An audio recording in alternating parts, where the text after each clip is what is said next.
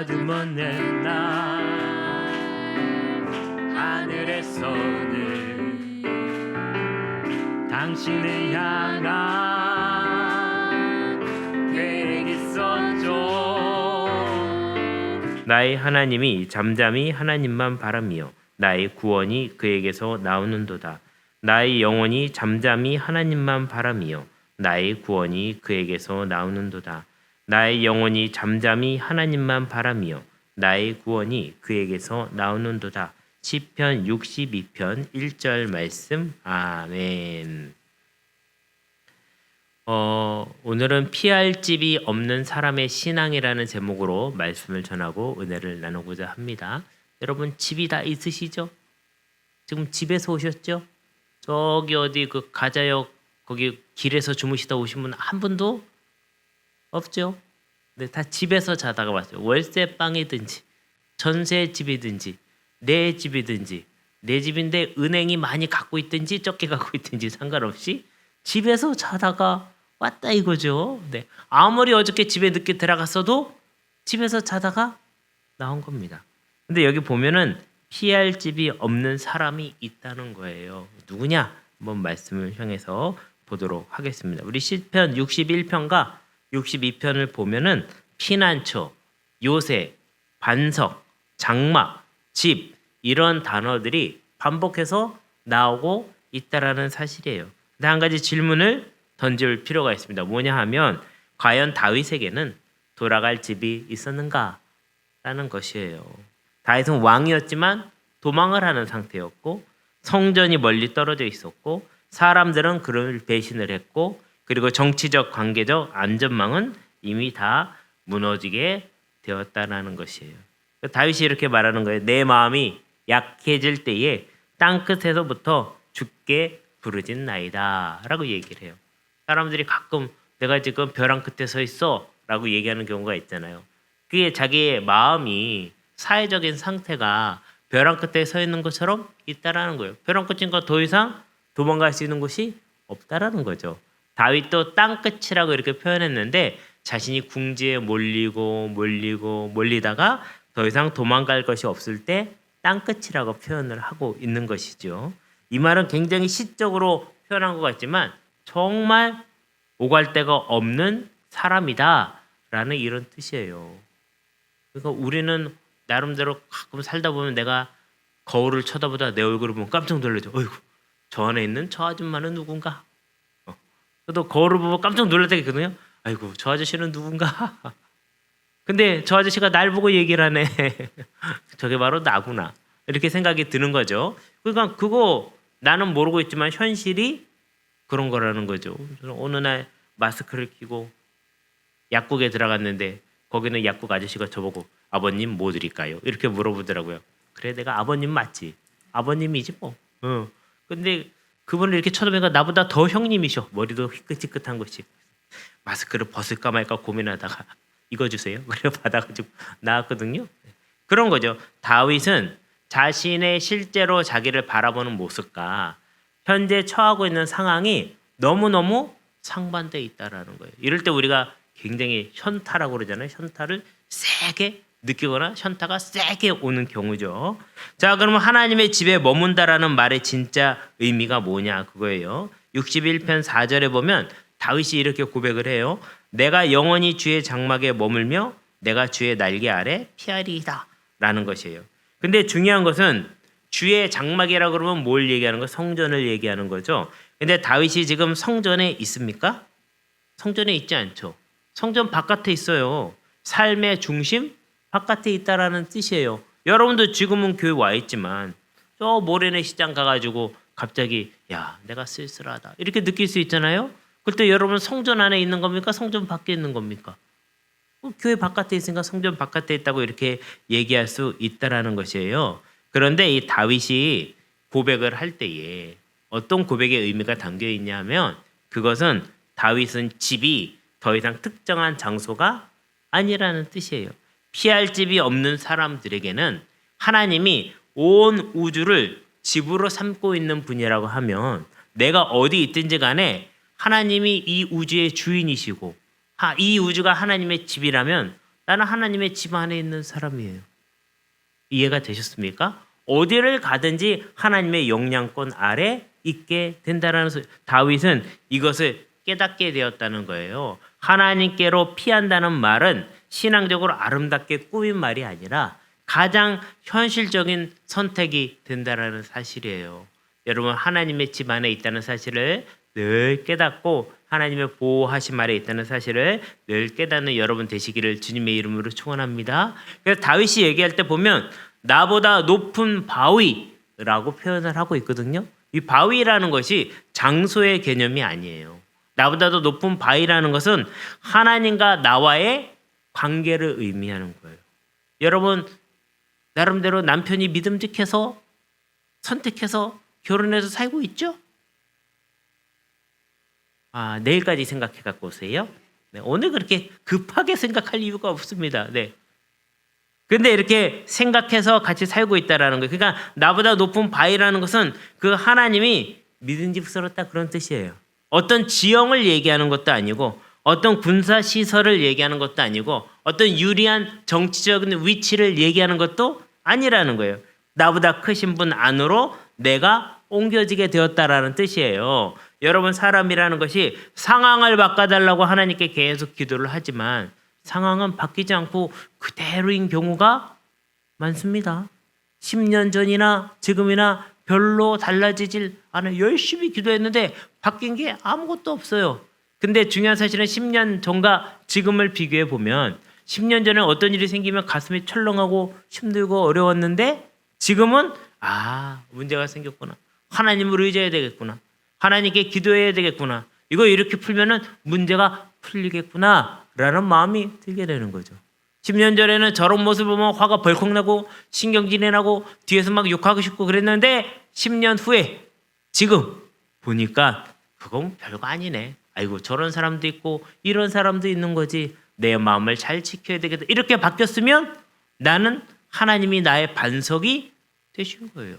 상황은 바뀐 게 없고 상대방도 바뀐 게 없는데 누가 바뀐 겁니까? 내가 바뀐 거죠. 뭐가 바뀐 겁니까? 나와 하나님 사이의 관계가 바뀐 거죠. 그러니까 어떤 상황이라도 넉넉하게 이길 수 있게 되었다라는 것이에요. 그러니까 다윗은 자신의 위치를 바꿔달라고 하나님께 기도하는데 이 기도의 핵심은 하나님과의 관계를 위해서 기도하게 되었다라는 것이에요. 하나님, 제가 이 상황을 지금 제가 감당할 수 없습니다.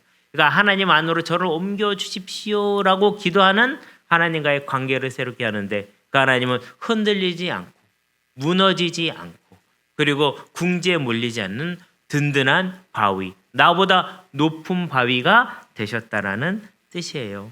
그럼 이렇게 하나님께 피난한 이후에 우리의 마음이 어떻게 되냐? 62편 첫 절에 뭐라고 나와 있습니까? 나의 영혼이 잠잠히 하나님만 바라며라는 것이에요. 잠잠이라는 것은 우리가 지친다 지쳐 그냥 가만히 있자, 이거는 체념이죠. 포기잖아요. 이게 체념이나 포기가 아니라 하나님 앞에 잠잠히 있게 됐다라는 것은 정착하게 되었다라는 거예요. 이제 좀 그만 여기저기 떠돌아다니고 정착해라 했을 때 하나님 앞에서 잠잠함을 얻게 되었다는. 젊은 시절 때는 얼마나 이것저것 이거 해준다 저거 해준다 하는 사람이 있을 때마다 쫓아다니면서 그것을 얻으려고 얼마나 노력을 합니까? 근데 상대방이 만들어준 거는 내 거가 아닙니다. 그 사람 거예요. 그 사람이 나한테 빌려준 거예요. 그러면 언젠간 그거 갚아야 됩니다. 갚을 때는 이자가 붙어가지고 더 힘들어져요. 물론 상대방이 베풀어주는 어떤 것들을 밟고 계속 올라갈 수는 있지만 어찌됐든 그거 빚을 진 겁니다. 그러니까 그것을 의지했다가는 큰일 나는 거죠. 그래서 잠잠히 하나님 안에서 기다린다는 것은 하나님께 정착이 되었다라는 거예요. 다윗은 그 사실을 너무너무 잘 깨달아 알고 있었던 거예요. 사람이 집이 될 수 없고 권력이 집이 될 수 없고 재물이 집이 될 수 없고 관계도 그 집이 될 수 없다라고 얘기하는 거예요. 그래서 이렇게 얘기하는 거죠. 사람은 입김이다. 입김이면 겨울철에는 보이지 여름에는 보이지도 않잖아요. 입김이 있는 것 같지만 다 사라져 버리잖아요. 그리고 인생도 속임수다.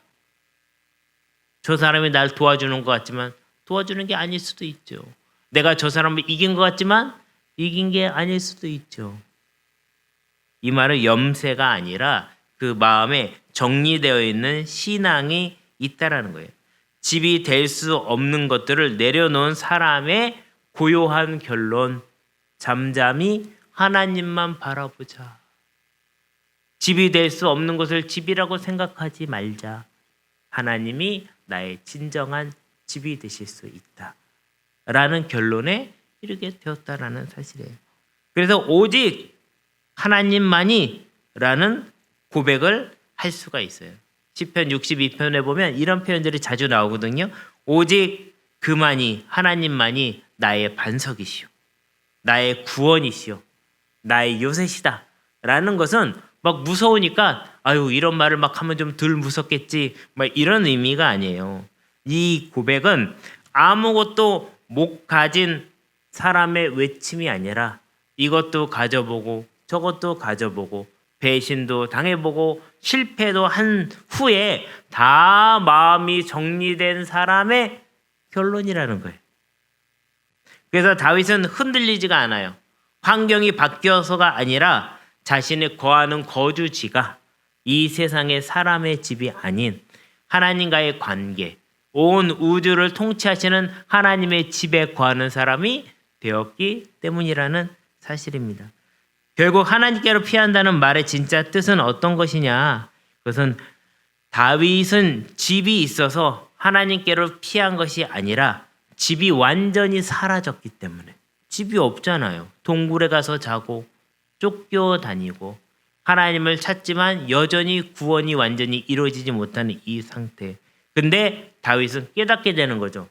나는 쉴 곳을 찾고 피난처를 찾고 든든한 반석을 나름대로 찾아봤지만 온 우주 주인이신 하나님께로 피하면 내가 살겠구나 라는 것을 인생을 통해서 깨닫게 되었다라는 것이에요. 그래서 다윗이 이런 말을 하는 거죠. 하나님은 나의 피난처시다 라고 얘기하는 것이에요. 여러분도 이런 고백을 할 수 있었으면 좋겠습니다. 우리에게도 질문이 지워지겠죠? 나는 지금 어디에 살고 있는가? 나는 무엇을 집으로 삼고 있는가? 사람인가? 관계인가? 성취인가? 재물인가? 그것이 다 무너질 때 나는 어디로 피해야 되는가? 이것이 분명한 사람이어야 돼요.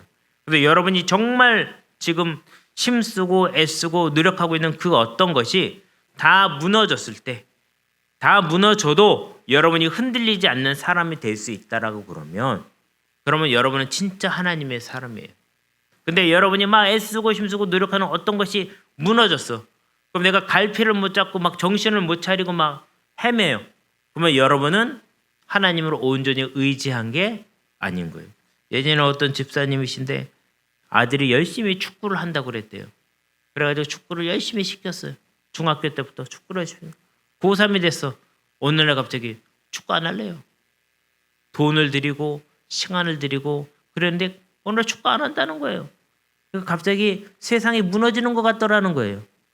내가 어떤 사람을 어떻게 해보겠다라고 생각하고 그 사람을 도와줘서 이 사람이 제대로 설 수 있게 도와주겠다라고 생각하지만 그 사람이 제대로 쓰지 못할 때는 자녀일 수도 있고 남편일 수도 있고 어떠한 사람일 수도 있지만 그거로부터 오는 좌절과 실패와 절망 이게 사람을 확 죽게 만들거든요.